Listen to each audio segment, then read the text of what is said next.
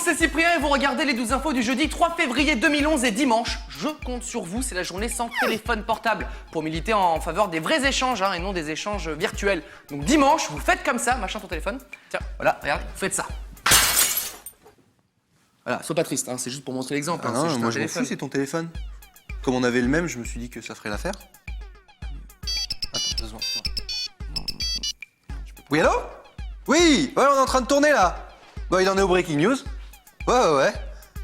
Alors les crêpes, elles étaient bonnes hier? Je reviens, je vais pleurer. Un message à tous les journalistes, arrêtez les reportages depuis les bars pendant les matchs de foot. Non mais sérieusement, c'est pour vous qu'on dit ça, pour pas achever votre carrière, alors stop. Maintenant, un message aux présentateurs météo, relisez bien vos fiches. Ah, un chocolat chaud. Oui, je me disais aussi ça voulait rien dire. L'instant animalier du jour, un chat qui découvre un métronome. Ça le fait quelque peu bugger. Il a jamais été au solfège ou quoi? Et pendant ce temps-là, dans le Massachusetts, on a un petit problème de route. Ah bah non, c'est pas parce qu'il neige qu'il faut se garer n'importe comment, un petit peu de sérieux, voyons, ces Américains, franchement. Non mais, n'importe quoi. La question du jour, combien de mots genre, like en anglais, Justin Bieber peut-il caser pendant une interview de 11 minutes? 63. Ça va, il chante et danse bien. Il est pas obligé d'avoir du vocabulaire non plus, c'est pas obligé. Bieber. Qui a dit que le catch ce n'était que du cinéma? Pas du tout. Oh mon dieu! De l'hypnotisme! Une technique inédite, c'est incroyable! Quelle authenticité! Et pour finir, des images assez dures d'une bagarre au sein d'un gang aux États-Unis qui se termine très mal. Éloignez les enfants. Je vous avais prévenu, ça se termine n'importe comment.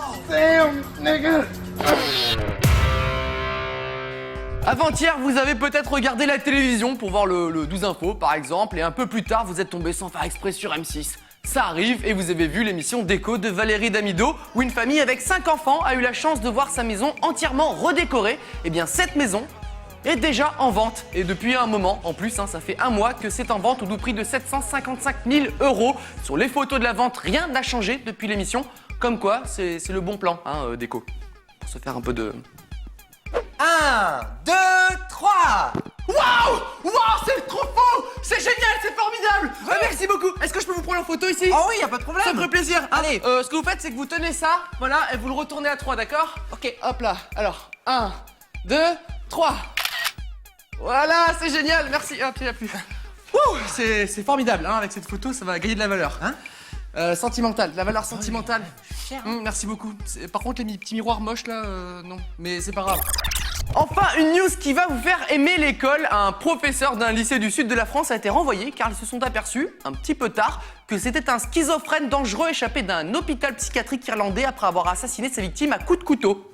Sympa le prof, la direction s'est aperçue de son comportement louche lors d'un entretien où le prof affirmait qu'il faisait partie des services secrets. C'est vrai que c'était un petit peu bizarre. C'est sympa comme info, ça m'aide à comprendre un petit peu les profs que j'ai eus. Premier chapitre du cours d'histoire, vous ouvrez votre livre, page 142. D'accord, Charlotte, t'as qu'à me lire le... Excusez-moi monsieur pour le retard.